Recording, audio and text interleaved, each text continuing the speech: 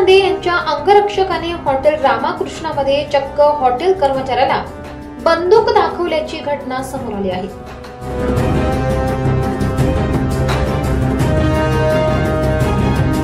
या प्रकरणी Nashik road police ठाण्यात गुन्हा दाखल करण्यात आला असून या संदर्भात विशाल झगडे याला नाशिक रोड पोलिसांनी ताब्यात घेतले। या हॉटेलमध्ये विशाल झगडे आणि त्याचे 2 साथीदार हे जेवायला गेले होते, मात्र हॉटेल कर्मचाऱ्यास त्यांनी बोलावून शिवीगाळ केली आणि त्यावरून झालेल्या बाचाबाचीत नाशिक ग्रामीण पोलीस दलात कार्यरत असलेल्या विशाल झगडे या सुहास कांदे यांच्या अंगरक्षकाने थेट बंदूक काढून धमकावले। या प्रकरणी विशाल झगडे विरोधात नाशिक रोड पोलिसात गुन्हा दाखल झालाय।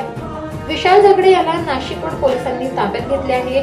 ही संपूर्ण घटना हॉटेलमध्ये लागलेल्या सीसीटीव्ही कॅमेऱ्यात कैद झाली असून या व्हिडिओच्या आधारे पोलीस पुढील कारवाई करत आहेत।